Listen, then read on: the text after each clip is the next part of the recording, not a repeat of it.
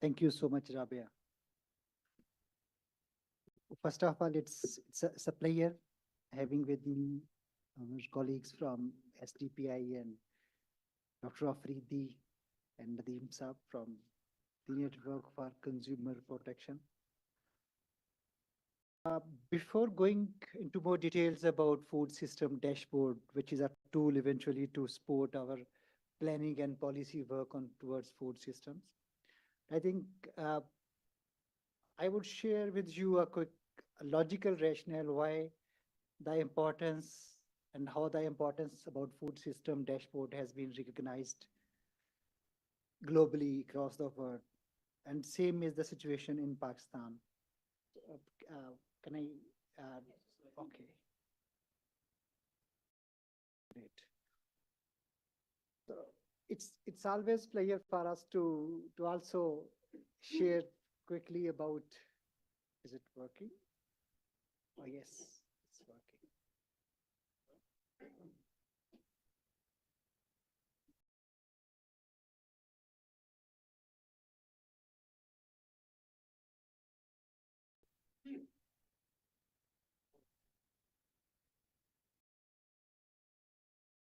I think it's not working.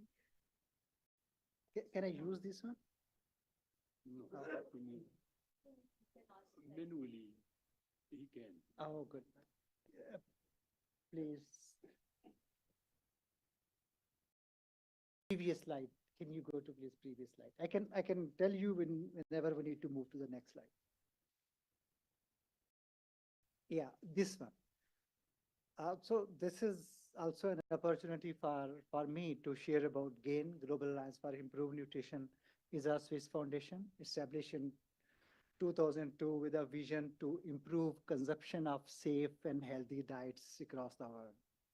And there are three key pillars, key areas where we work. Number one, how to improve the consumer demand for safe and healthy diets, then accessibility, physical and financial accessibility, and also of safe and nutritious food, and finally, to strengthen the enabling environment. And this work we are talking about on food system, this is something which is supporting to strengthen the overall environment about improving access to safe and healthy diet. Next, please. Our challenge is huge. Almost half of the population across the globe, they are facing an issue or challenge about access to healthy diets. The numbers we have, this is more than 3 billion. So more than 3 billion people across the world, they are having issues and challenges to access safe and healthy diet. Next, please. If we look into Pakistan situation, almost similar issues and challenges are here. Our undernourished people are almost 50 million in Pakistan. I think this figure shows that how much important the challenge is in front of us. And moderately and severely food insecure people are almost 100 million. Almost half of our population is facing this challenge. Next, please. And these food insecurity issues are reflecting in our different reports, surveys, and data in country. We used to say that Pakistan is a country where nutrition emergency is supposed to be implemented because of the fact that more than 42% of our children are stunted and almost 19% of our children are facing nourishment in the country. Next, please. Overall, if we look into this situation, almost 82.8, closer to 192 million of Pakistanis, unfortunately, are unable to afford healthy diet. Next, please.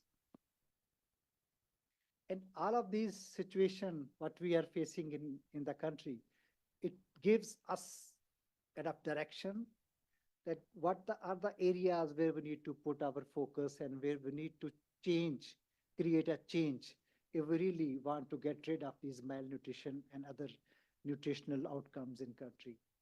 We need to improve access to safe and healthy diets is one area. Then sustainable agriculture and crop diversity is another area where we need to improve our focus and investments. Technology adaptation and supply chain improvement, improved policies and regulations, and linking research, data, and innovation. These are few areas, those has been identified as top priority areas, and we are lucky enough that government of Pakistan has acknowledged this importance, and they have included these priority areas into Pakistan's national food system transformation pathway. And this is very encouraging for us. Next, please. What actions are needed right now, considering this situation, what we are facing in terms of malnutrition and issues on access to safe and healthy diets? Understanding the food system. Unfortunately, the understanding about food system is not reached at that level, what is required to us.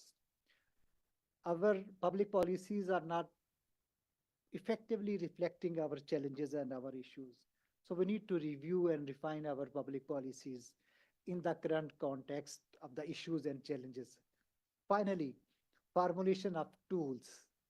The tools, either those are about data, those are about information, just like the seminar SDPA they have convened today, the digital platforms for sustaining food systems. So behind the digital platforms, we definitely need some kind of data and evidence. But unfortunately, we are facing serious trouble to have that level of robust evidence to improve the situation. Next, please. I will come down towards food system because I mentioned that understanding food system is a problem. This is not issue of Pakistan. This is issue everywhere. Even developed countries, they have some understanding issues about the actual food systems. So when we say food system, this determines the availability, accessibility, and the overall affordability of foods for the overall population. Second important thing about food system, this is something which interconnects different systems. Just think about any other system. Think about wash, think about health systems. All are contributing in the shape of improved food systems for the country.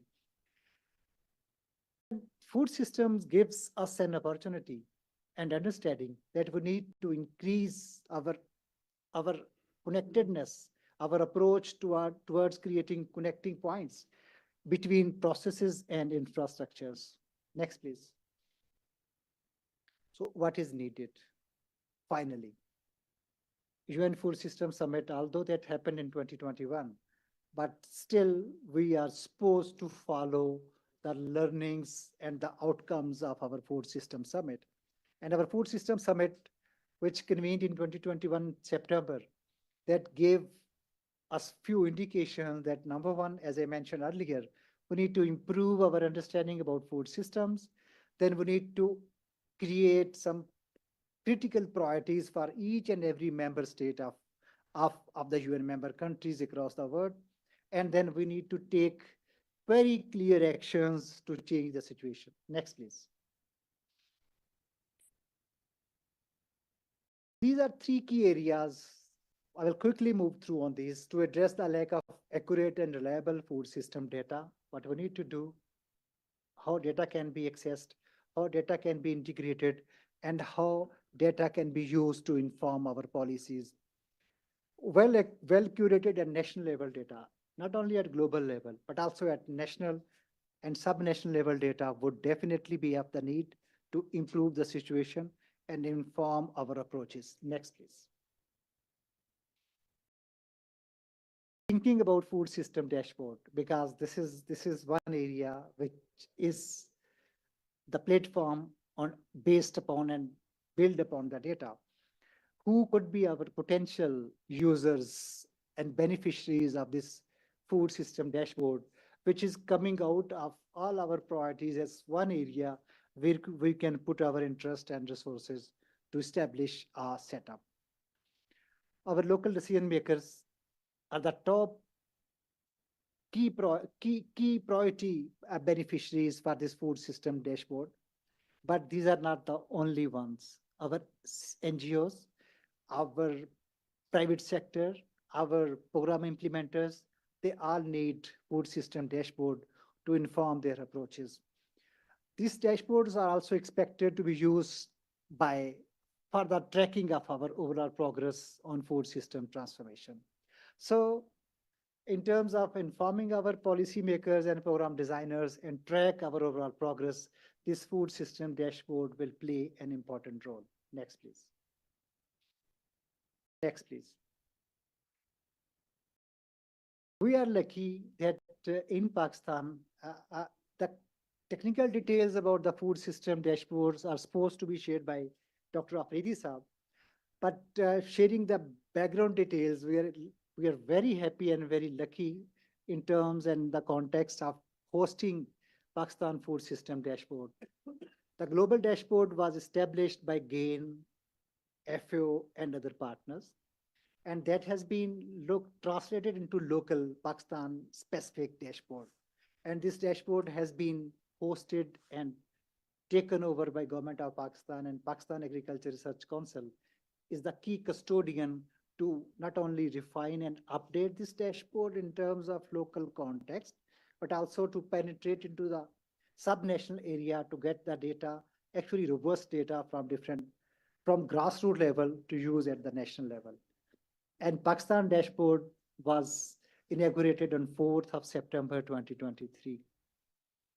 Inauguration mean this was taken over by Government of Pakistan, and PARC have started allocating their own resources towards this dashboard and updating this dashboard.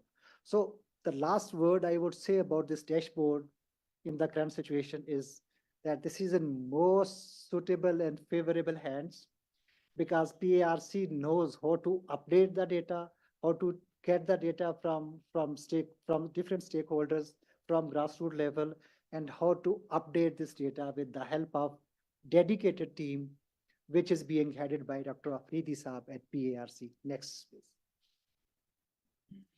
But we are still assisting PARC and Government of Pakistan in few communication activity.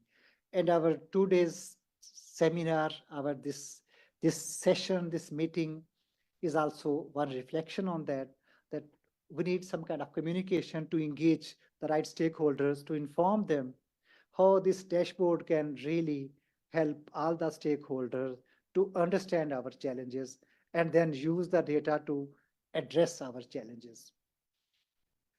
Under our communication approach, we have mentioned here that we are supposed to go driving in different awareness campaigns. We are supposed to convene and engage different events for our stakeholders.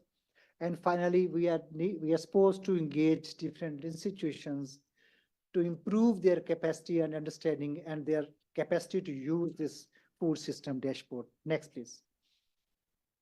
Next. So this slide, in fact, shows that what the success would look like if we can implement food system dashboard with the real enthusiasm which has been shown by Government of Pakistan. And we believe that this will be continued for the next years so that we can reach 2030 with a vision that we understand our challenges, our SDGs, where everyone is falling behind, why we are behind on these, and how we can use different tools to reach and follow our targets. Those have already set in the shape of SDGs, and our deadlines to achieving those targets are 2030. Although it's not easy to achieve those targets by 2030, but if we can understand our challenges and start working to address those challenges, that would be, and we can stay on the right track, that's I think would also be acknowledged as success to moving forward. Next.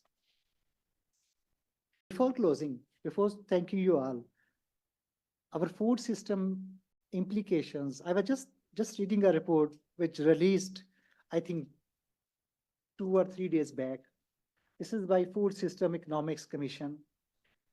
And this report shows that almost 11 trillion is the overall impact of health systems, big and health system which is being affected by food systems, and the contribution by sick people, loss of their productivity.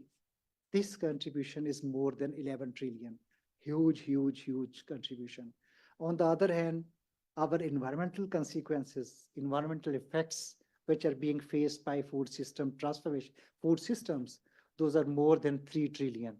So only these two different sectors, they are contributing for almost 15 trillion in terms of in terms of cash burden, in terms of economics on our overall GDPs. So such a big challenge, such a big issue, but we are all together. Having with us particularly Dr. Afridi Saab and Nadeem Saab, who are from different sectors and they can play their role. Thank you so much. Thank you so much. Thank you so much, Mr. Faz, um, for sharing with us about the food systems dashboard, particularly what is it and what is being covered through this food security dashboard, and sharing with us the journey of this developing this dashboard. And also delighted to see that it is one of the key aspects and one of the key takeaways from the food systems summit. And I'm glad that you have shared with us the latest report about the economics of the food systems and key of the highlights. And we would love to share with all of these, anybody who is interested with in this report. So now I request Dr. Ghulam Afridi from PARC for the live demo of food systems dashboard. And before handing over to Dr. Afridi, I just quickly would like to introduce him. He is the member of Social Science Division from the Pakistan Agriculture Research Council, and he's also the secretary of the Technical Working Group on Food Systems Transformation, which is a multi-sectoral platform that is supported the government of Pakistan, supporting the government of Pakistan in preparing the UN Food Systems Summit. So over to you, sir.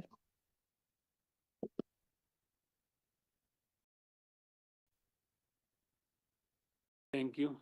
And highly thankful to SDPI for inviting and gathering such wonderful stakeholders. And nowadays we are in need of people or stakeholders to promote or to advertise or to project how we can aware the main stakeholders, the main beneficiaries of this food system dashboard. And this, we are very thankful that SDPI has arranged this gathering. And for projection or for advertising our efforts and the food system dashboard. Before going to live demonstration of the food system dashboard, let share me that how important this dashboard is, who will be the beneficiaries, how it will contribute in the especially the food system outcomes like food diet quality, diet affordability, and other related non-communicable diseases that are the outcomes of the overall food system. So I will skip so many slides, but like Faisab has already, I think, covered most of the areas. But we can see that how pretty landscape of agriculture sector of our country is. We are, I think, much better in producing a lot of food, prepared food, raw food. But the issue, where is the issue? That already been covered by FASAP, the stunting, wasting, underweight, and so many other non-communicable diseases. You can see that how much we are producing. Uh, but again, utilization, look at the utilization. You can see that uh, we are almost uh, having 8th position on the global ranking in total farm output. We are producing more than 27 million tons of wheat, more than 10 million tons of maize, more than 9 million tons of rice, more than 83 million tons of sugarcane, right? More than 9 million tons of potato, 2.5 million tons of citrus, 1.9 million tons of mangoes, 33 kind of vegetables, 28 kind of fruits. Then where is the issue? If we are producing too much and diversity, you can see, then where is the issue? Why we are even far below our, you can see the indicators related to stunting, wasting, and underweight of our children worse than India, worse than Bangladesh. Then where is the issue? Why, what kind of food system we have, how we can transform it? And whenever I'm the focal person from the Ministry of National Food Security on SDGs, I am the secretary of UN Food System Transformation or Food System Summit. But whenever I uh, join or participate in meeting and gathering, I rarely, very rarely, having some solid or concrete projects, activities that we are conducting, we are implementing for SDGs, for our food system transformation, just linking so many projects and activity that we are doing for SDGs improvement, for our food system. But actually, our planning is not in that direction. Recently, for food system transformation, I'm thankful to so many organization and so many other that we have won a 500 million rupees project for food system transformation from the Ministry of Planning and Development, our public sector development program, PSDP. We have won 28 million rupees project from Turkey government for improvement of our digital system for food system transformation, for purchasing laptops, tablets, and so many other related digital communication tools that is sponsored by government of Turkey, and it is worth about 28 million rupees. Third, that we from our own resources allocated 6 million rupees for diet quality assessment project. It will be on very pilot area. We are covering only KP promise, but later on we will expand the project to across the country for all provinces. But these are some of the activities that we very specifically are allocating, or we are going to conduct, we are going to initiate specifically for food system transformation or for our SDGs improvement. So how and why this food system? It will work a lot and will definitely contribute. Uh,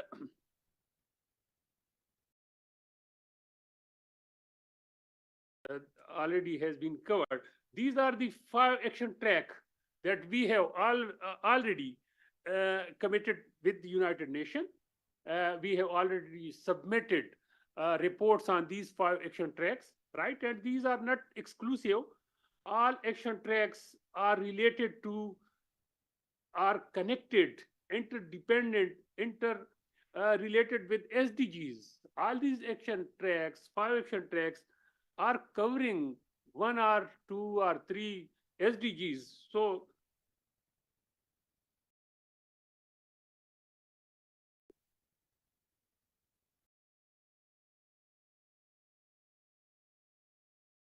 Yes, working. Right, we have developed these pathways for our national food system transformation to the United Nations, and this is the overall food system that has been developed by the United Nations for all countries that and we have adopted for Pakistan under this PSDP project, and you can see that it covers almost all the activities. Look at the top, the triggers, how the triggers will be covered, how the drivers like population dynamics, economic growth, food prices, and so many. And in the center, the core activities, right? You know that agriculture is a three-tier process: production, processing, and then marketing or consumption. So, but here in Pakistan, we are lacking the processing tier. We are producing more and more, but we are, you can see that not only even our export of agriculture commodities, you can see that we are exporting most of our agriculture commodity in raw form, in raw cotton, raw mango, raw citrus, raw rice. We are not processing that. So processing tier, we are focusing on the processing tier, that how to upgrade, yeah, or how to improve it.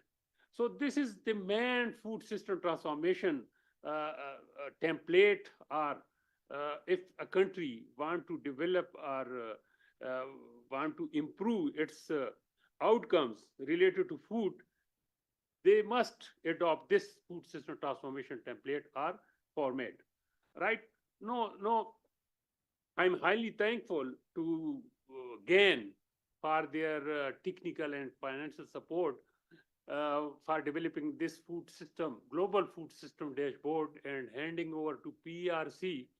And it is not the end point, right? You know that when I will display you, or I will show you the live demonstration, global food system dashboard, no doubt, it's very important and very crucial in policy, for policymaker or for different project initiative, but it's for global.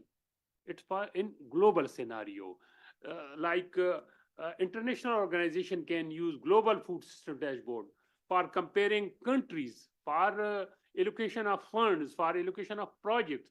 But here, sitting in Islamabad or in provinces, we are not developing sub-national food system dashboard, right? I will show you that what is the status of that food system sub-national food system dashboard.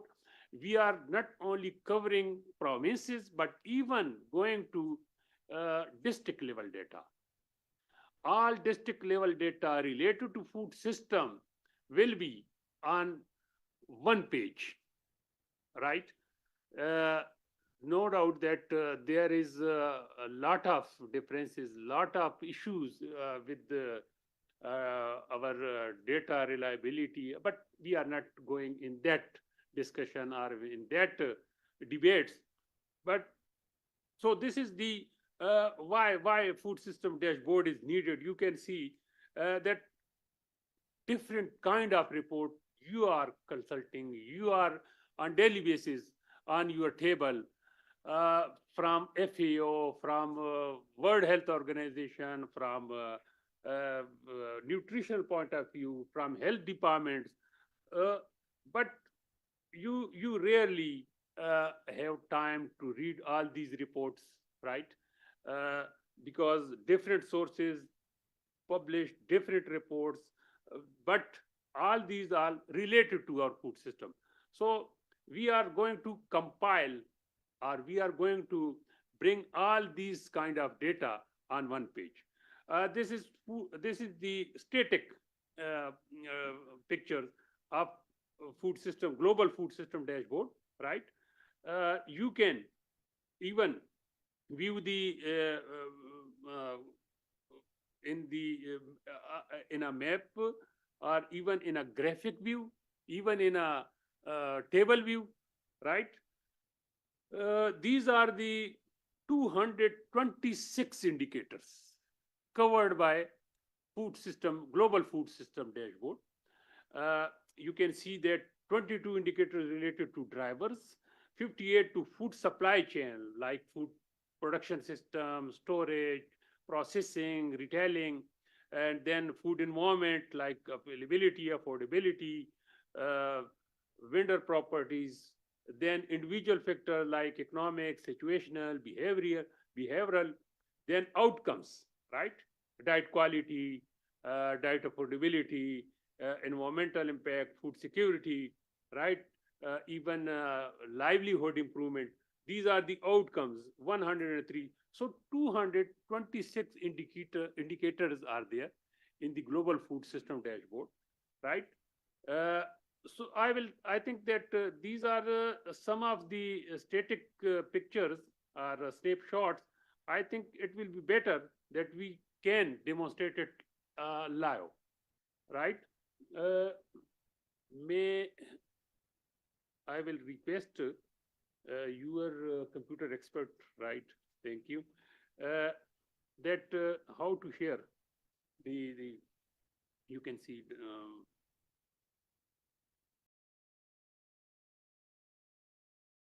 sorry.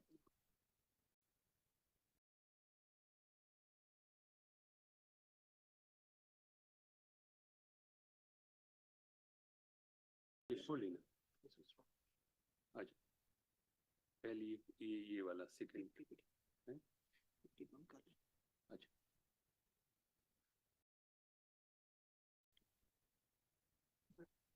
हाँ close कर दे कितनी चलो हम ठीक है ना ना ये ओपन कर लेंगे बस स्क्रीन शेयर करके आपको अच्छा न्यू टैब ये बस open zoom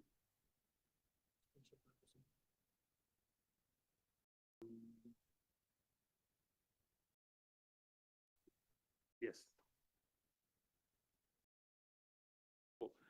the for global food system dashboard it is accessible open or you can just write food systems dashboard or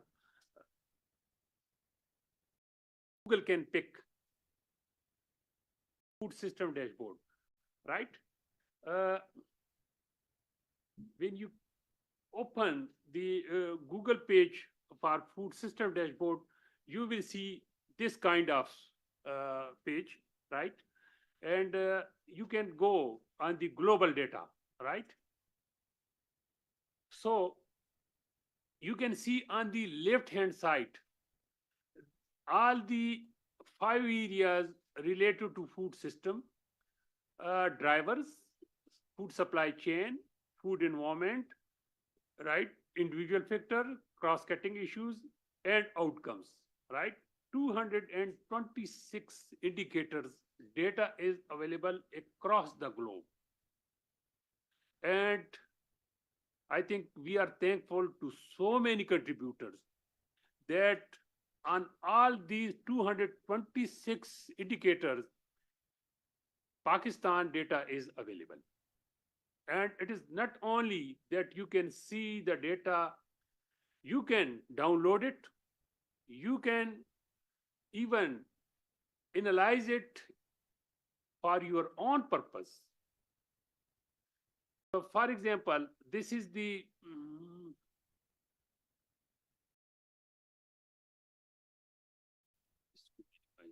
okay.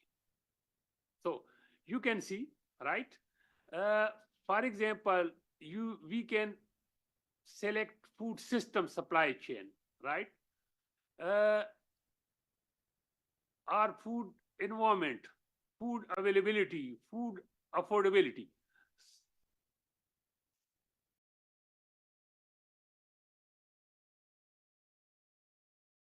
I'm selecting food affordability, right?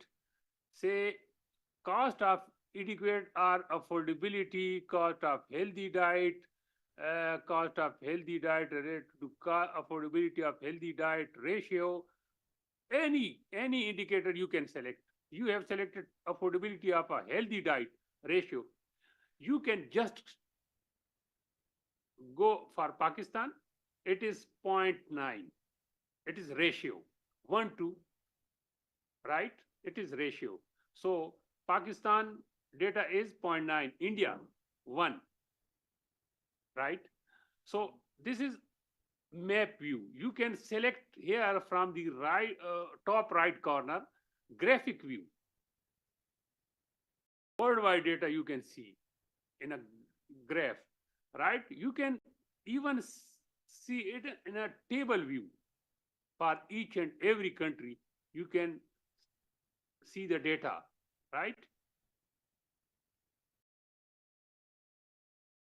And so many other important and very good features.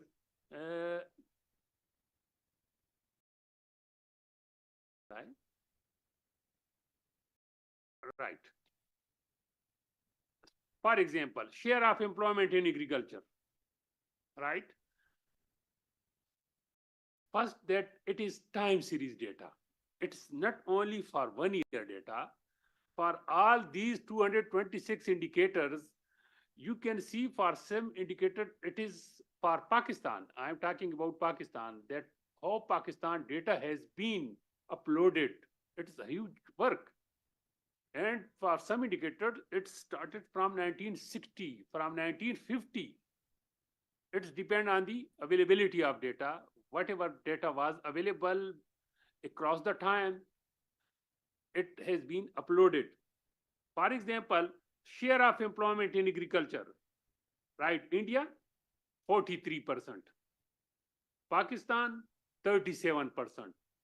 Now, you can select the year in 2003, say, right? Here, Pakistan was 42%. India, 58%. Okay, this is one feature. Second, that you can download the Excel file for this data. It is downloadable data. Even researcher, policymaker, or student can use for their policy, for their decision, for their research. It is very, very, I think, beneficial for students, for our academia, that each and every kind of data they can download from this source. Then you can even say that filter the data. You are, say, interested in lower middle income countries, where Pakistan is also. Now you can see that only lower middle income country data is you can display on the map.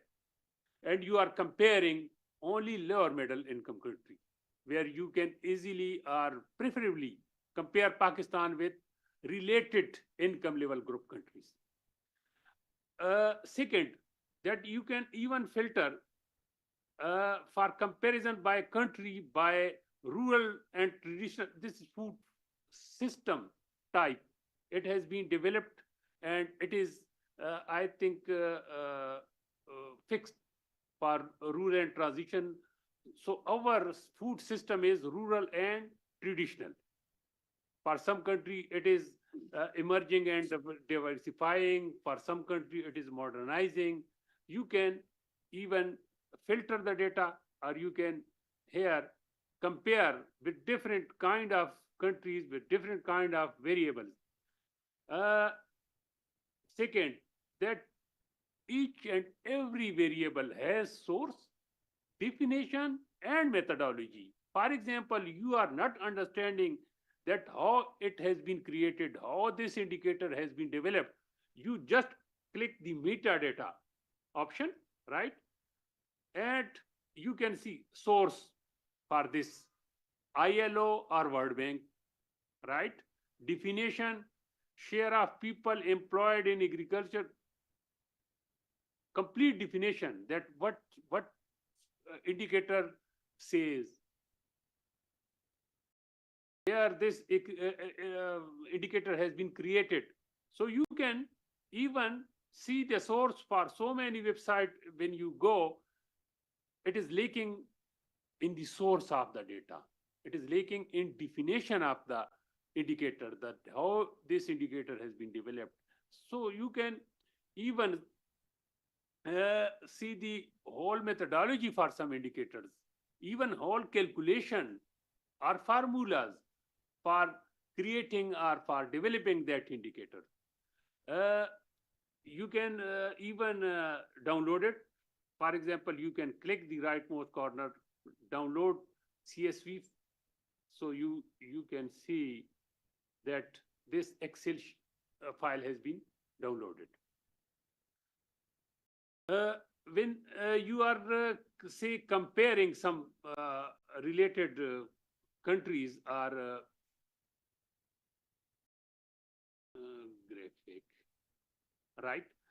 And say share of employment in agriculture, this is one of the indicators, and you are interested in only in South Asian countries or some specific countries. You can add countries here: Pakistan, right? India, Bangladesh, Sri Lanka, or even there is option for all South Asian countries, but you can select even countries, that rather viewing the global scenario or whole countries, you can select countries and you can compare each and every indicators according to that countries. For example, I selected only 4 countries, and you can see that in Sri Lanka it is 25%, in Pakistan 37%, Bangladesh 38% labor share or employment share in agriculture sector. So many other good features of this global dashboard. Once again, I am thankful to FAO, IFAD, and WFP for their contribution. And I think it's beyond the thanks. The contribution of GAN, it's commendable. Even technical, financial, in so many areas, we are highly thankful to that. One thing I can share, that what is the latest development, you will see. Think, please help me again. I think we want to close it. Stop sharing. Okay, and नहीं slide नहीं, ये तो हम बंद कर सकते हैं ना, और ये तो हम मिनिमाइज करेंगे। ये जो है ना, इसको हम कैसे शेयर कर सकते हैं? हाँ बस ठीक है।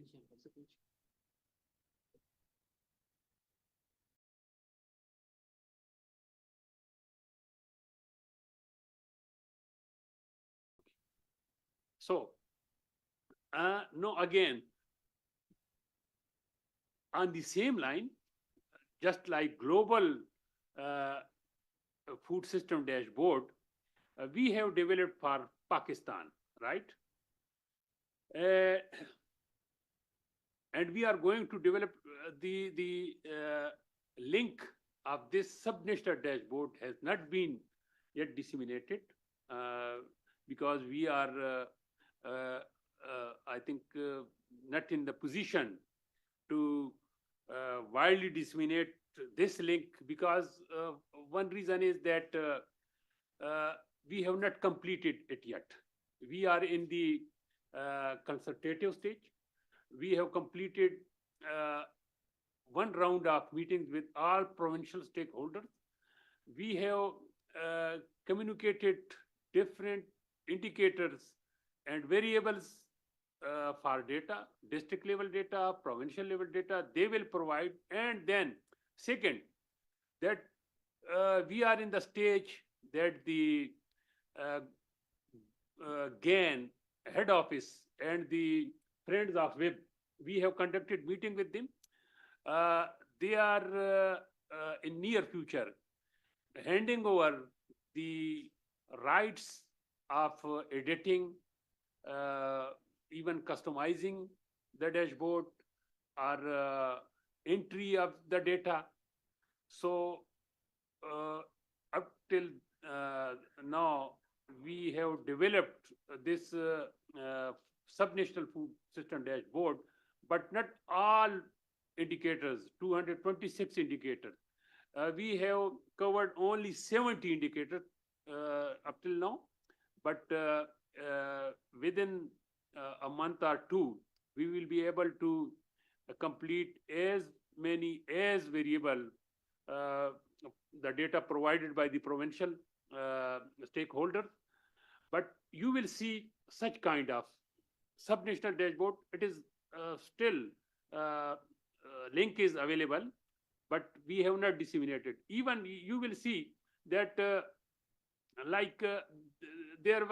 will be three options. First, that national, right? You will see nation-wide data. Then if you are interested in the provincial data, you will click the ED11, right? The map will be distributed in the provinces. And the third, ED12, when you click ED12, then the map will be distributed in district boundaries. Also, we are in contact with the Survey of Pakistan for developing, we have developed even a district level map, but legal and as per law or so many other sensitive issues, we have launched application to the Survey of Pakistan for permission of displaying such kind of maps, district boundaries, provincial boundaries, even international boundaries. Then we will be able, and we have also, I think, negotiated with the global GAIN headquarters, and they are agreed that if you want to restrict this subnational dashboard link only for Pakistan, then it's okay. Global, we are providing data, we are updating data, but for our subnational dashboard, we can restrict the link. Only Pakistani can view, can download, or they have access, they will have access for subnational food system dashboard. So that's, I think, all from my side. Thank you for listening and for your. Thank you so much, Dr. Ghulam Sadiq Afridi, for such an elaboration and the demo of the food systems dashboard. And now everybody, and including researchers from the consumer side, from the policymaker side, to let them know that how every user can easily access the data of around more than 200 indicators that cover the key drivers, environmental aspects, food affordability, and obviously many other aspects of the food systems overall. I'm glad to see that how you are thinking and planning and in process of handing over and being more implementing at the subnational level. So would love to see more on that in near future, inshallah. And now to listen from the consumer perspective side, how they think, how this food system dashboard is going to help them, and what's their key take on that. I would request Mr. Nadeem Iqbal, CEO, the Network for Consumer Protection, and let me quickly reintroduce him. Earlier, he was associated with the Population Council, the News International Devolution Trust for Community Empowerment, that was with the UNDP and Mercy Corps International, and definitely he has achieved many more and very good connections with the STBI and GAIN as well. Sir, over to you.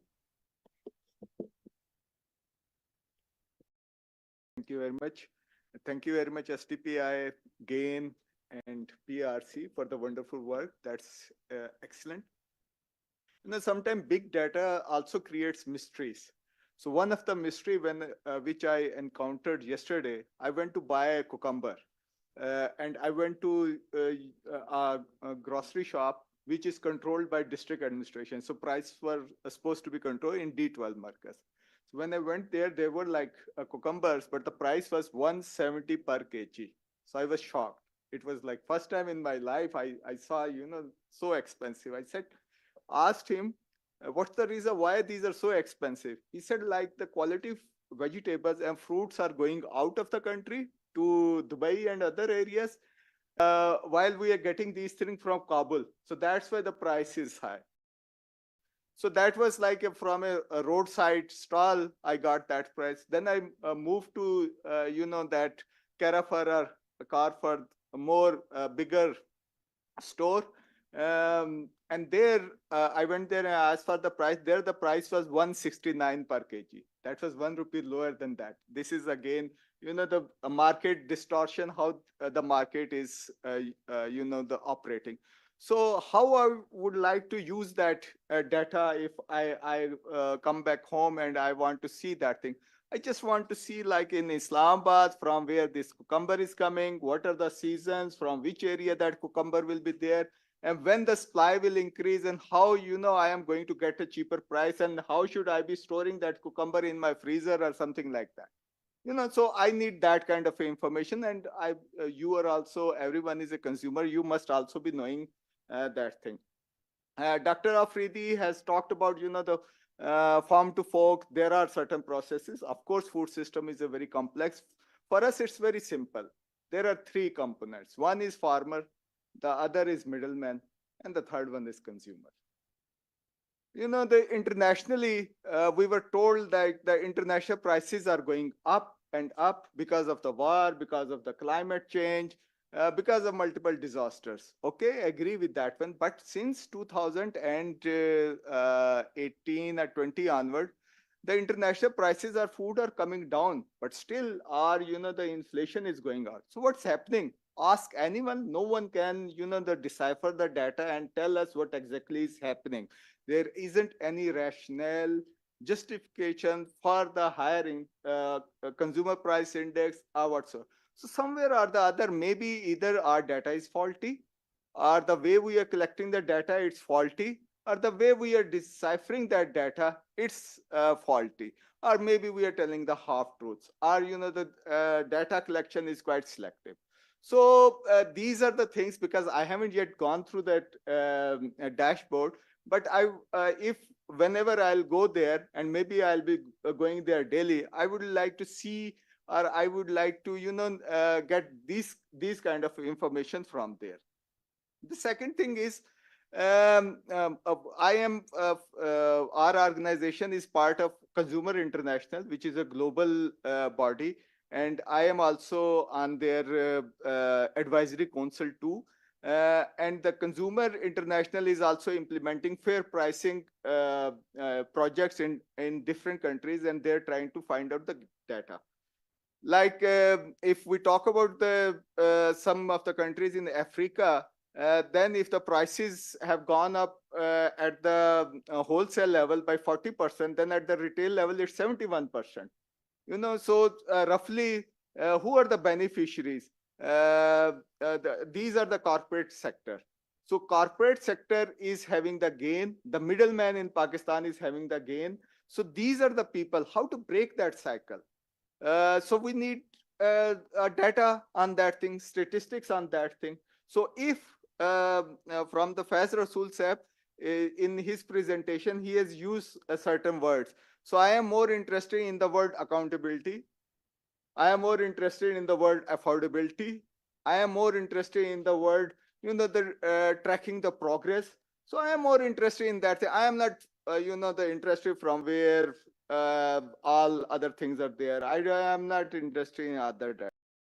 Afridi Sahib has talked about, the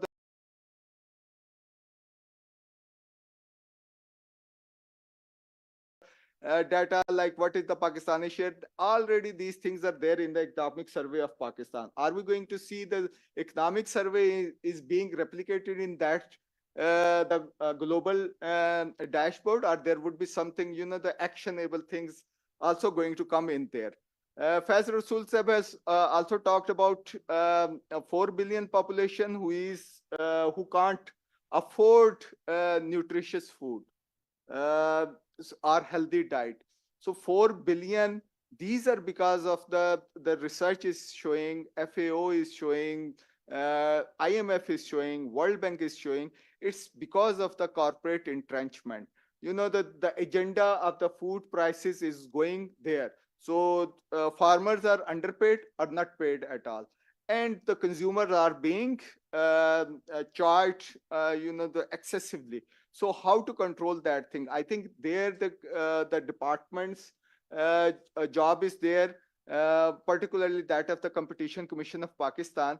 If we come back to the our system of pricing, which is like, if you people have seen certain the debates within certain political parties, so you got to know that that was the part of the price management. Let's put it this way. Not the control is not a good word. Price management is part of the Planning Commission of Pakistan.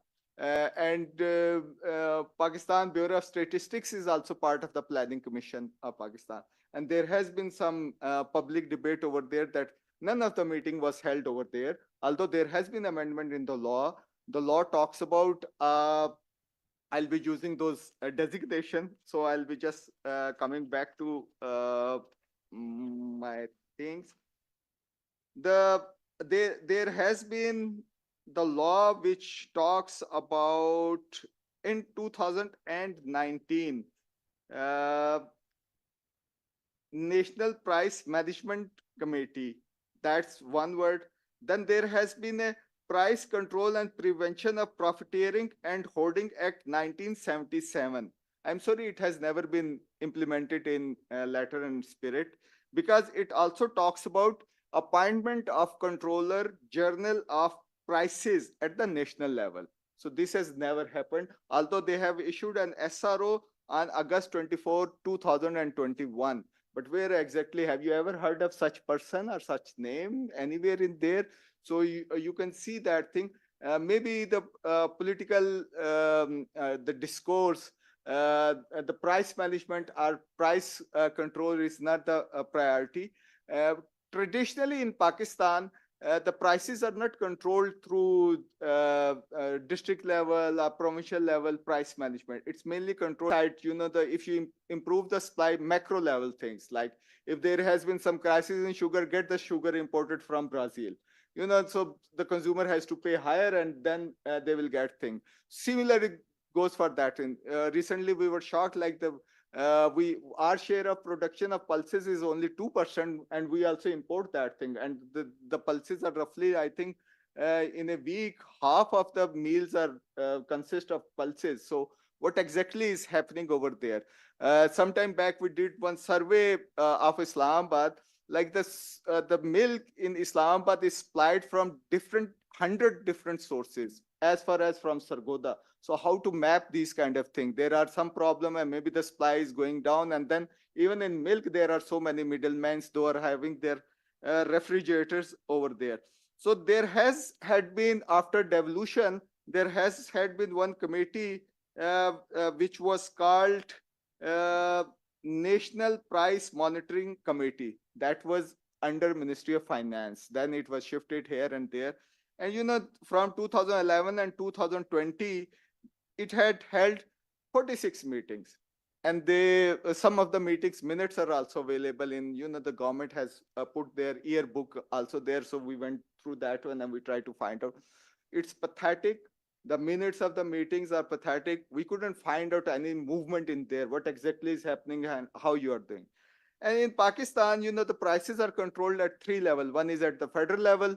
There are like roughly 17 items in which wheat, sugar, vehicles, car, cement, steel, fertilizer, with exclusive federal domain. Then the powers of the same person, price control at the federal level, these are delegated to provincial and district governments. 33 items that goes in there. So roughly these are the items. If we go and the devil is in the details. So you people are all researchers. So when we check the methodology and source of getting the data, so even the Pakistan Bureau of Statistics, for sensitive price index or for consumer price index, that data they are getting from Liberty Market, from these market, these are all those traditional one. We are not sure if they are also getting that thing. There hasn't been any third party check on that one. So that needs to be done. The third and last thing is about Competition Commission of Pakistan. They were involved in there. They are also struggling for their own jurisdiction, but exactly they were involved in there. And the last reports, I think that was 2020.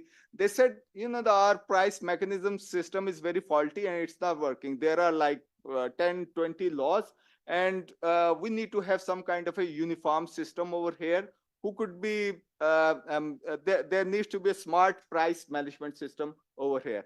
So my question remains, if this data, the source, if that would be the traditional economic survey data, which doesn't tell us much.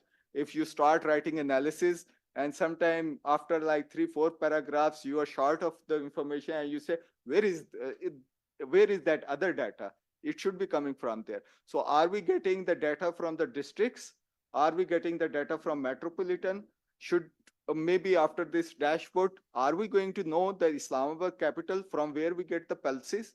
What are the prices at that the source country or source location? Why there are the variation in the onions? So when we are going to have like the three tomato, onions, potatoes, these are the things I think that determine. Cucumber is very important for the healthy food, so that's why I quoted for. So thank you. That's from my side.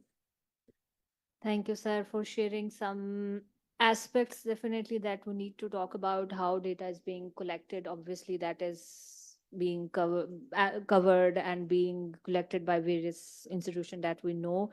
So that is another debate to talk about the quality aspects of the available data. So I'm glad that we are also talking about these kind of aspects that needs to be addressed, obviously. And that also tells about how rigorous is our accountability and tracking that is all interlinked with each other. Yes, you have already raised some questions to answer to what level and extent this food security dashboard is going to cover. So obviously you have like noted them down, and before answering those questions, if you allow, I can request audience, if you have any questions related to the food security dashboard or to any of the our esteemed speakers, so please raise your hand. Yes, please. Assalamu alaikum, sir. My name is Ali Jabir and I work at STPI. My question to you is that you presented us a model of the global food system. I think that has been replicated in the case of Pakistan as well to redefine its food system. Is it compatible to our ground realities? Because our agricultural land is shrinking because of the horizontal expansion. Then the quality of our produce, the decline due to climate change in our average crop productions, this all doesn't, I think, fit into that global system, because every country, every state, every region has their own climatology, their own agricultural setups that fit into it. So I think ours should have been our local version or an indigenous one.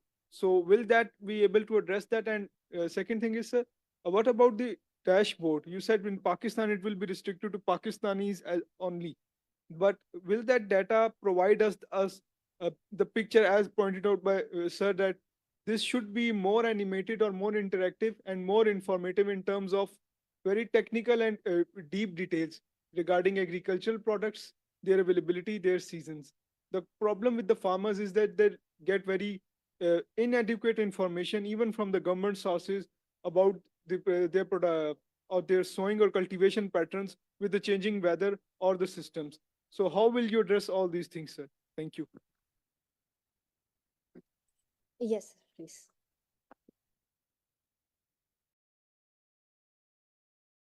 Thank you, sir. My name is Ali Imam, and my field of working is a tourism development and research. I would request, I would rather, Dr. Saab, okay, before floating this idea about a dashboard is a wonderful idea. We thought many times about like this. We have a tourism UNWTO dashboard also, and it was in our planning as individually to convert dashboard into a Pakistan barometer dashboard, tourism barometer. Exactly, you're doing the same thing. From the international dashboard, you're bringing it to a domestic level. But it's very important, but there is a various type of stakeholders in it. In this dashboard would be like in agriculture or food security. There would be many. First, if I take from my point of view, I will be interested in research and development. Putting that figures into my system, my tourism development. So have you taken all the stakeholders, because there will be not one, two, three, there will be many stakeholders in a food security.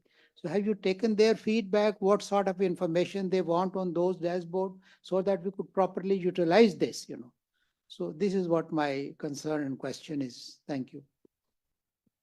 So I guess this is the first round, and we can yes.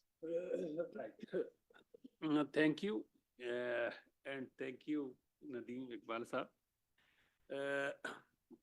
You are right. There was a time then when we were defining market efficiency. Market efficiency was defined earlier that when there is minimum price difference between producer and consumer, means that no middleman, what producer are getting, consumer are paying. But now the definition has been revisited, and it is now when both producer and consumer are satisfied, right? You are talking about cucumber. Cucumber is typically summer vegetable. It is now off-season vegetable. That's why price is high. But even okra, ladyfinger, is purely summer vegetable. And when you are purchasing in winter, definitely its price will be high because there is transportation, so many middlemen. Cucumber and okra is coming from remote areas of Sindh. So price will be definitely high. Second, about the dashboard and replication of data, no doubt. Once again, I make it clear that it is static dashboard. It is not dynamic one. It is static dashboard. We are just compiling all data related to food system indicators or variables. There is, that you are right. This was one indicator like agriculture, employment share in agriculture, right? It is no doubt mentioned or already available in economic survey, but sometimes you will consult economic survey, sometime agriculture statistic of Pakistan, sometime United Nations or World Development Indicators, sometime World Bank, sometime FAO. All these data now will be available on one page. Second, that so many other dynamic and related dashboard has approached us to merge all these kind of dashboard into food system dashboard, like the Bureau of Meteorological Department. They are going to share daily or monthly basis data for rainfall, temperature, and humidity to this food system dashboard. The food security dashboard, prices of all agriculture commodity on daily basis will be reflected in that. But it will take, it's very early, and we are going to manage and going to develop it with other systems. And inshallah, I am hopeful that this dashboard will be a comprehensive one in near future. You are you are right that how food system transformation a universal, how you can, or how it is applicable to Pakistan. It is generic, right? That the drivers are there. No doubt that it differs from country to country or country perspective. It is production, it is processing. How you are taking it, that will depend on your own circumstances, on your own situation. And agriculture or other related, you are right. But most of I think, irrelevant people, those who don't know about the agriculture scenario, I think we are hopeful and it is very promising. Efficiency, you can say about efficiency, not about resources. You are saying about land degradation or shrinkage, but I will say that we are increasing agricultural land. Every month, 1,000 hectares non-culturable wasteland is converted into arable land. Limbs, 10,000 hectares. We are having 9.3 million hectares very plain fertile land that is culturable wasteland, and we are converting that. We are making efficient our water resources. You know that we having 143 million acre feet of water in our Indus River system. But what is the situation? 27 million acre feet we are wasting in our canal system, right?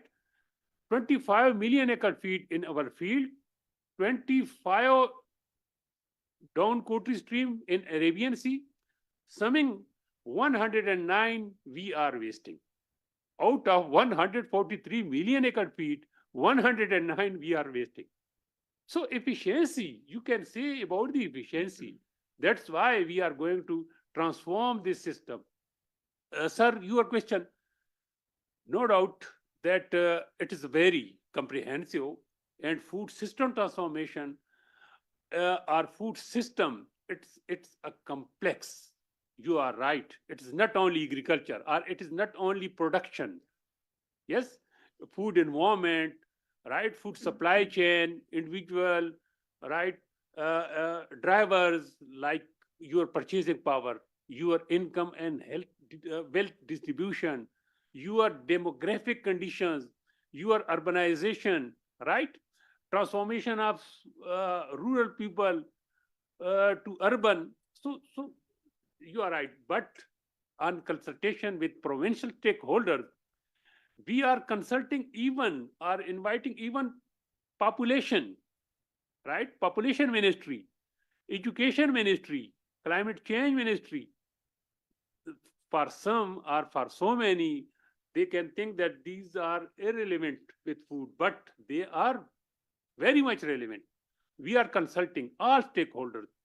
I think that we are inviting about 27 secretaries of different departments in our meeting for provincial data, for district level data. We are consulting that.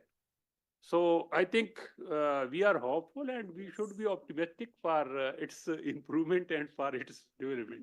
Very quickly, just one liner.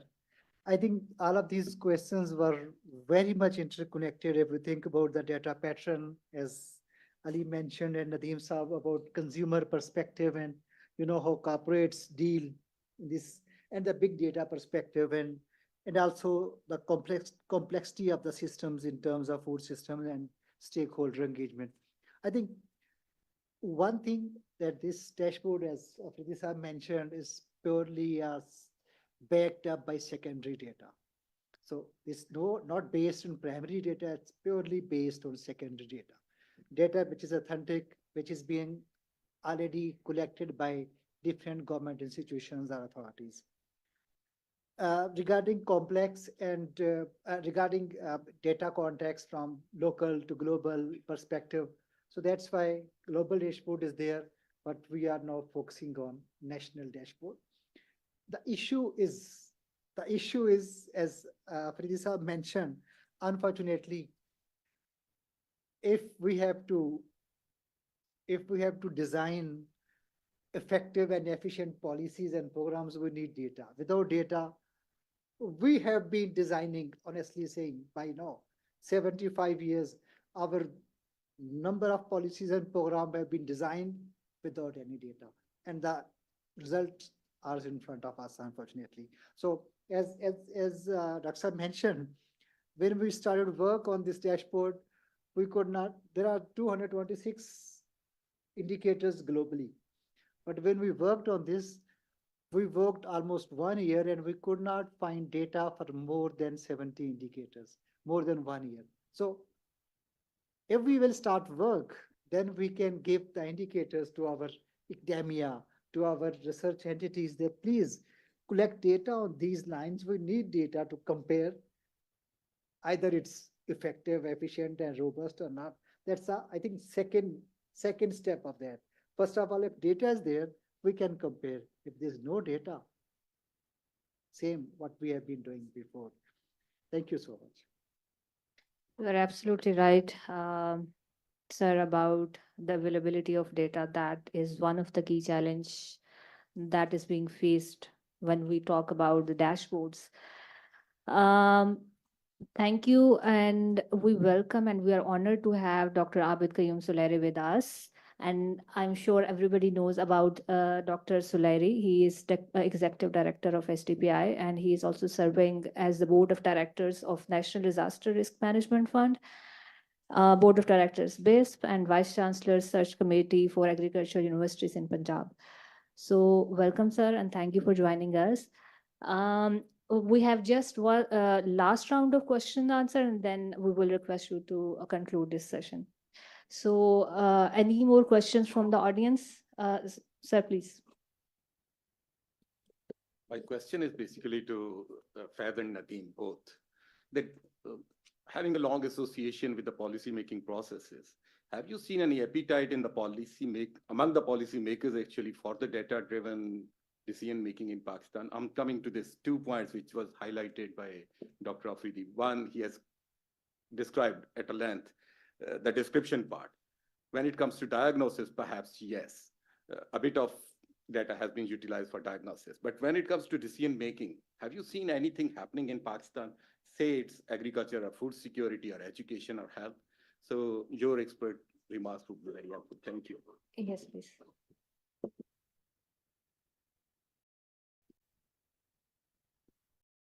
Thank you very much. I'm Saira from the Italian Corporation, along with my colleague Rita Chiara.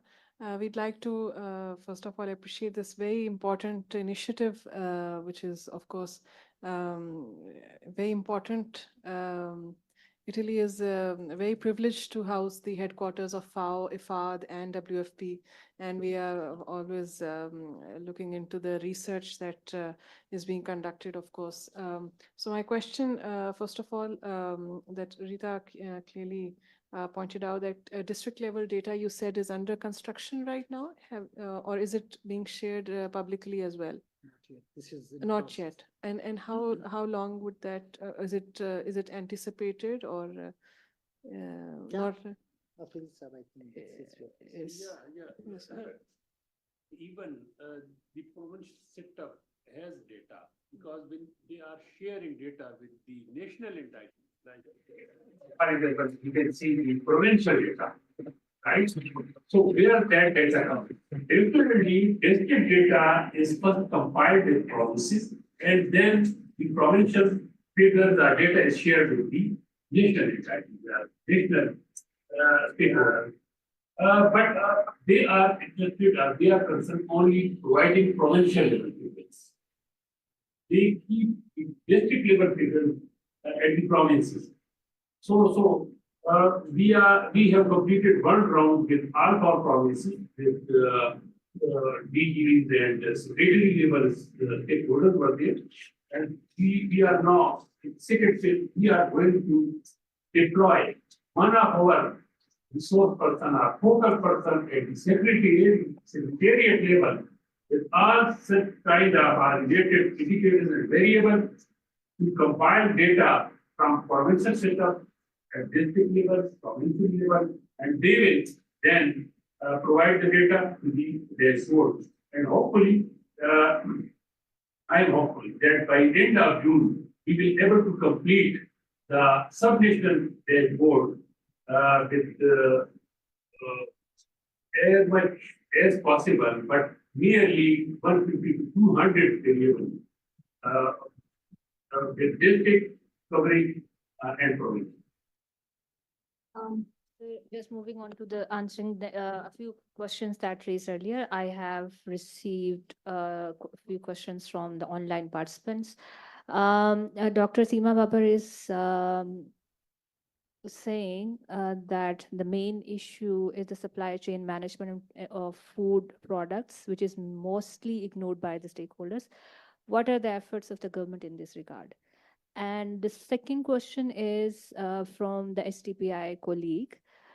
She is asking about what specific indicators and metrics should be prioritized on a food system dashboard, tailored to the Pakistan's agricultural landscape, and considering the factors like climate variability, water availability, and crop diversity. So these are the two questions from the online participants. I guess we have no more questions from the audience, and now, okay, so last one. Yes. Thank you for your response, sir. Also, I want to ask if this data is gender disaggregated or not. Thank you. Definitely gender disaggregated. One point I think I was just hearing another perspective. Yes, regarding appetite, Qasim Saab. So I think this appetite is reflecting from government interest, where they have already taken over this data, food system data platform within the public sector, and they are interested to use, to improve, to use, and then provide guidance to others. So I think this is wonderful situation where we are this time, considering appetite. And I think our next step, where we are thinking about food and nutrition outlook, a kind of biannual publication, that's something which would be definitely of interest, area of interest for SDPI, for consumer perspective, because if you have the clear-cut idea what's going on, and what Nadeem Saab said, that I was getting 170 rupees per kg cucumber in winter season. So I think these are the areas which are very important, and if we can document what are the logical rationales behind. So this is our next steps, and this kind of publication will be supported by the data again, and that data will be will be received from this food system dashboard. Over to you.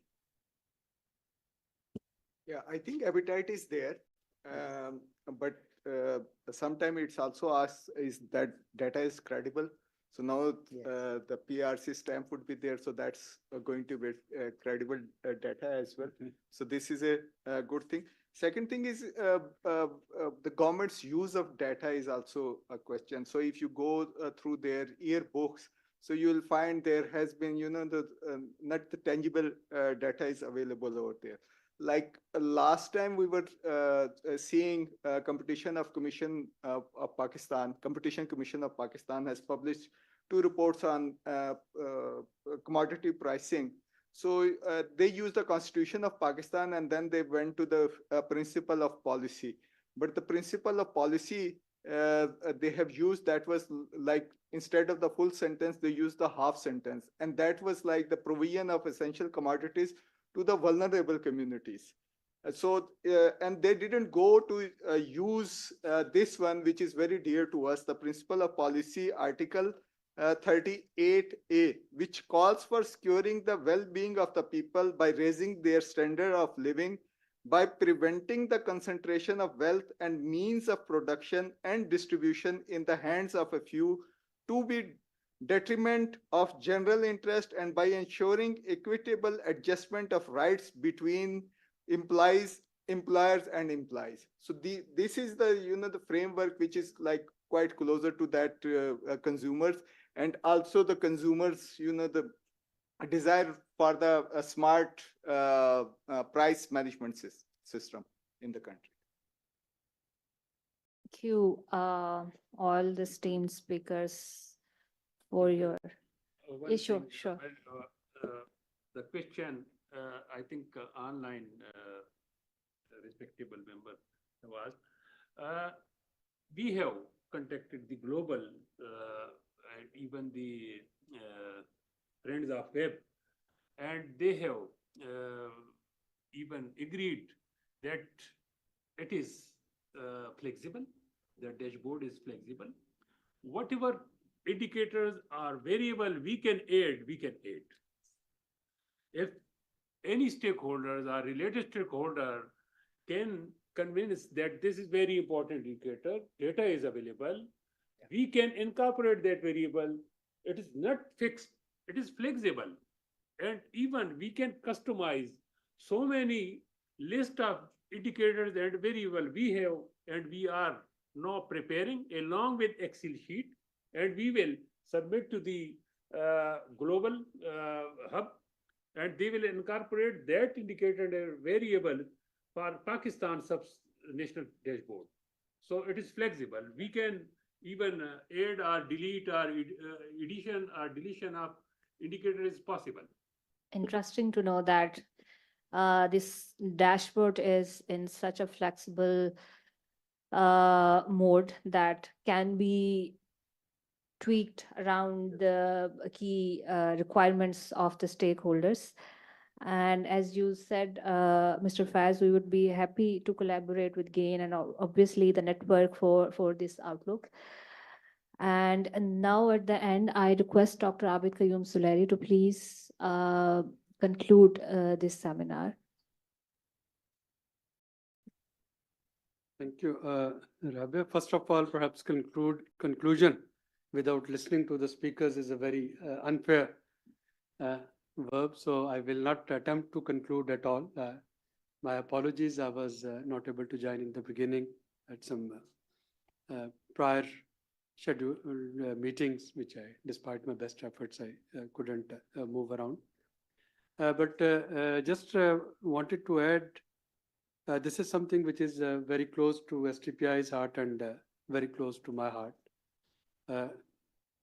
STPI, as you know, that in 2021, we worked very closely with federal government. We provided the food security dashboard, not only that, and thanks to FCDO's support for it, and not only that we developed this food security dashboard, but we then also imparted the capacities to Ministry of National Food Security and Research.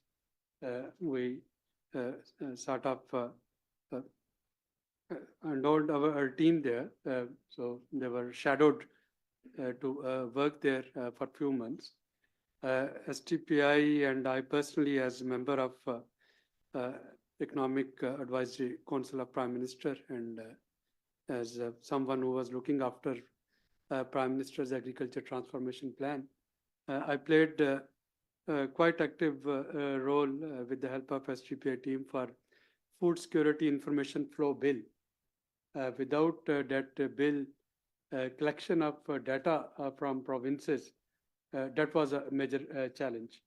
Now, when we talk of any sort of food security dashboard, and again, my congratulations to GAIN and PRC for having this subnational food system dashboard.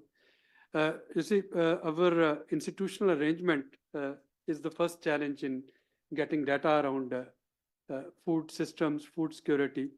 Food security is a federal subject, but all the data provided, they are in provinces. Agriculture is a provincial domain, agriculture marketing is a provincial domain, agriculture pricing is a provincial domain. For sugar, you have to go to Cane Commissioner Sugar, which is a provincial domain. For wheat, one has to go to Food Department in the provinces, which is a provincial domain. And taking care of this sensitivity is in extremely polarized political atmosphere. Taking care of the sensitivity that federal government doesn't transgress and transpass its mandate. that is extremely important. So the way we sold our food security dashboard at the time to the policymaker was that it's provincial policymaker that it is not to monitor them. So there's no way that federal government is trying to monitor the performance of provinces. It is simply for a better and well-informed decision.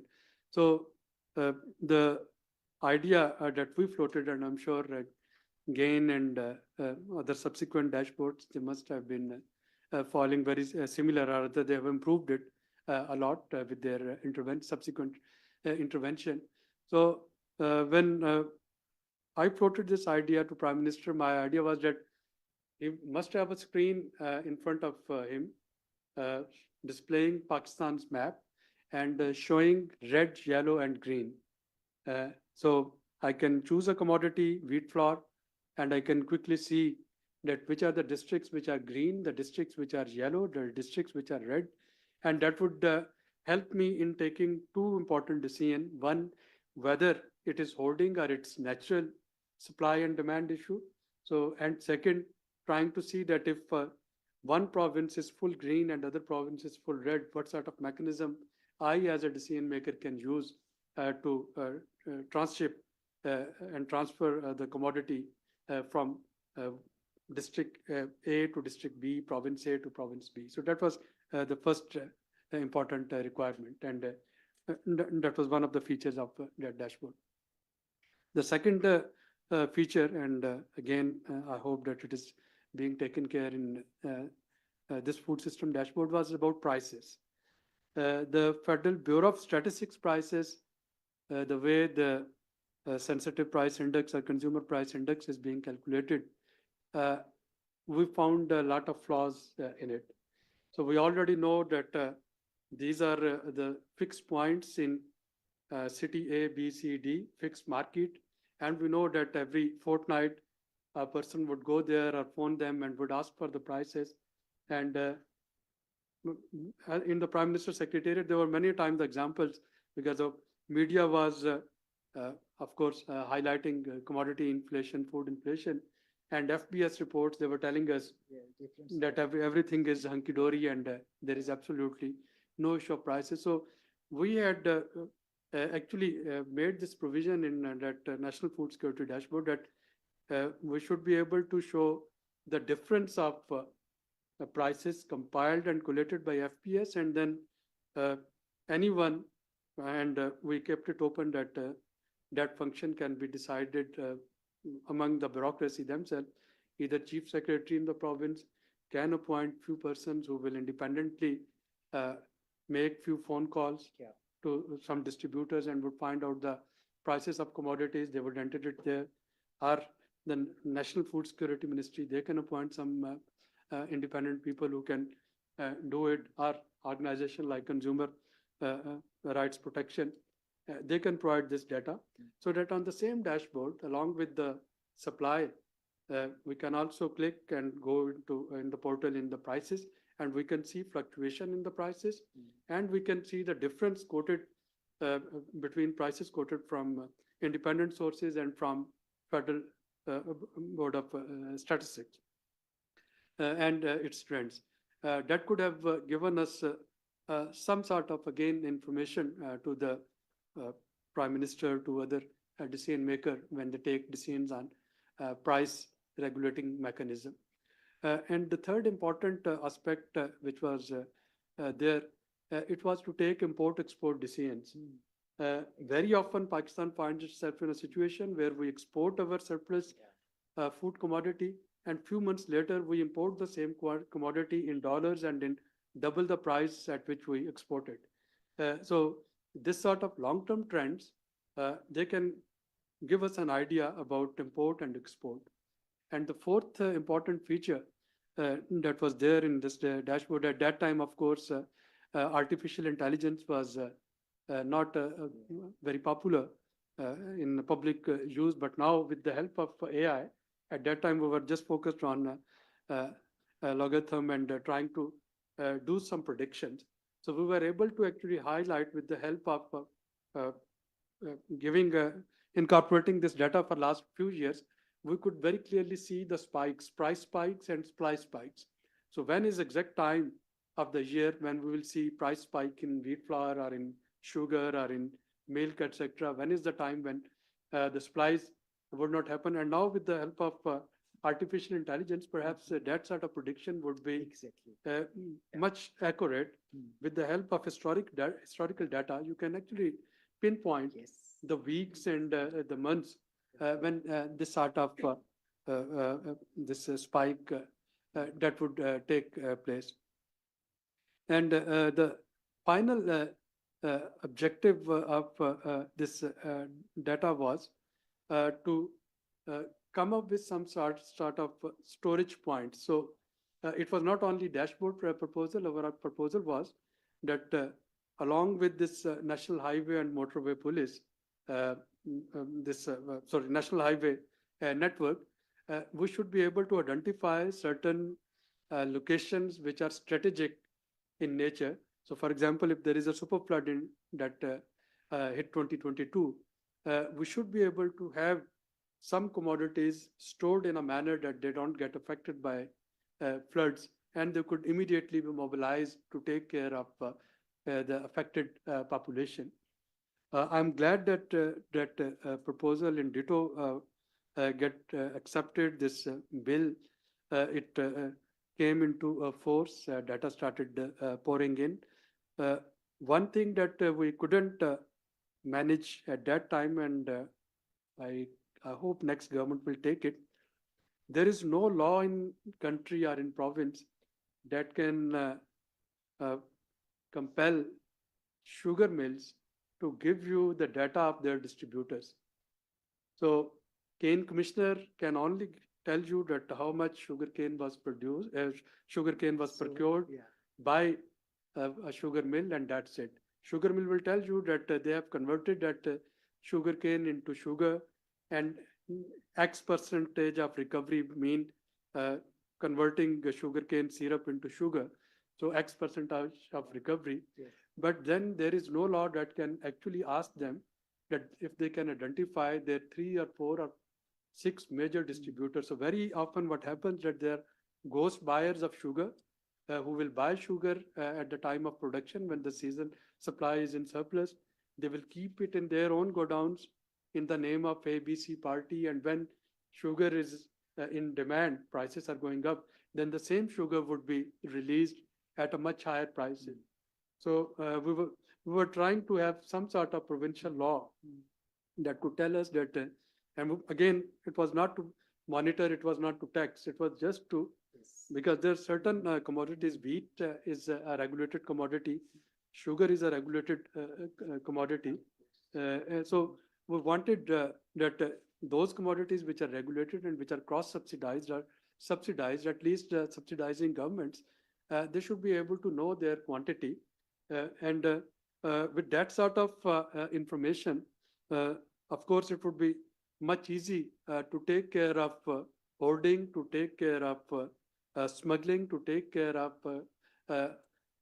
price extortion, and with this, the green farming, that can also be one of the link. Now, what we found in the beginning, there was a lot of fake entries. So the officials, the mechanism was that we were asking the officers in respective provinces to fill in the sheets, and then we gave them the password they could enter. Chief Secretary was asked to be the custodian of that data to verify its accuracy. So in the beginning, there was a lot of fake entries. So they were just entering any number in quantity, any number in prices. But this fake data, as long as it's daily, on a daily basis or on a regular interval, it is being fed in the system. Yeah. After a few weeks or few months, you can pinpoint where the anomaly was. Yeah. So if from district A, I am receiving the reports that they have X million tons of wheat flour or potatoes or sugar, and then I see the reports that there's a shortage of that commodity in that region. As a policy maker, as a decision maker, I'll ask the deputy commissioner and I'll ask the relevant officer that you have been providing me this rosy picture for last few weeks. So how come all of a sudden the whole quantity got depleted? Yes. So I think there would be initial hurdles and initial barriers in unfolding a food system database. But as long as we can make and create this habit Yes. that data is entered in it, Yes. it would automatically take care of the Exactly. structural anomalies, because then those who would be submitting fake data would immediately get identified whenever there is a crisis. So excellent effort, and SDPI's support is with you. Because I wear many hats and I wear policymaker hat too. So as a policymaker's perspective, I can tell you that this sort of intervention, they are extremely required in Pakistan to take informed decision, and haven't seen any resistance at decision maker side. Exactly. There would be Yeah. reluctance and Very important. resistance from those who have some vested interest in keeping status quo at the field, at ground level, but those who have to take decision, sitting at provincial headquarters or sitting at federal government, they will be more than welcoming such initiatives. The last point that I wanted to say, that if you could, if it's not already, add very strong component of capacity building for those who would be entering this data. So when we are talking of data collection and data collating, very often we just focus on the federal or provincial headquarters. So the way STPI did it, we actually sent our teams to all provincial headquarters, and we had asked the chief secretary, we had identified the departments, and we had asked the chief secretary to make responsible officers available there, so that they can be given orientation about the data. They can be given hands-on practice. They can ask us if there are some units, they are different. They can, very often, it was in case of wheat flour, metric ton or mands. So either are we talking of tons, are we entering data 40 kg per month? And we had to give them that sort of orientation in all provincial headquarters. And once we gave this orientation, the data accuracy had improved a lot.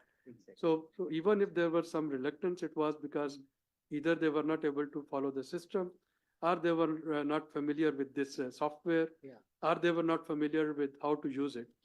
And once we did these sort of orientation sessions, things became much easy. And I would, my recommendation to GAIN and PRC would be that if they are not already working on this capacity building, they must incorporate a component of capacity building in it, and do this capacity building initially at provincial level, and then roll it further, so that it is the quality of data that would make utility of any dashboard effective or ineffective. So I'll stop here. Thank you very much. Thank you, Dr. Suleri, for sharing some lesson learned, innovative ideas, and obviously some key way forwards to make this dashboard even more useful for any kind of stakeholders. With this, sir.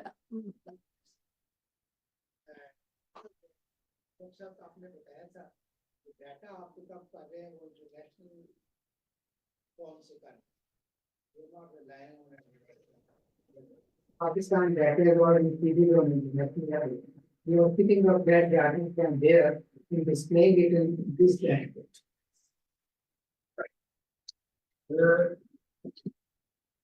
क्योंकि हमारी एक stake holder consultation और एक group है, और उसमें हमने ये डिसीजन लिया था कि डेटा दो सोर्सेज, मेनली दो sources. Number one, official government source, जैसे economic survey, PBS, Pakistan bureau of statistics की जितनी सर्वे है, लेकिन ऑफिशियल गवर्नमेंट सेक्टर। सेकंड, के यूनाइटेड नेशंस या वर्ल्ड बैंक उनके सोर्स हम सिर्फ कुछ चीजें ऐसी होती है कि जो हम FAO से ले लेते हैं, वो इसलिए कि उन्होंने ऑलरेडी वो कैलकुलेशन की होती है। मसलन वहाँ है per capita availability or consumption of protein. अब ये डेटा आपके किसी भी पब्लिक सेक्टर से प्रोडक्शन होगी, ठीक है, अवेलेबिलिटी हो सकती है, यील्ड हो सकती है, लेकिन प्रोटीन कैसे उन्होंने पर कैपिटा या इस तरह उनकी यूटिलाइजेशन या अवेलेबिलिटी कैलकुलेट की है, वो एफएओ की मेथोडोलॉजी है। तो इसलिए हम सिर्फ एफएओ या वर्ल्ड बैंक या आईएमएफ इस तरह की सोर्सेज तो इंटरनेशनल ऑर्गेनाइजेशन के सोर्सेज से डेटा एक्सेप्टेबल है या हमारी गवर्नमेंट को हम लेते हैं गवर्नमेंट का भी। Thank you, sir. I guess we can continue this kind of discussion and question answer over the tea. So at the end, we extend our gratitude and thanks to all of the participants who are with us in person as well as online, and obviously our esteemed speakers. Thank you so much, and tea break now.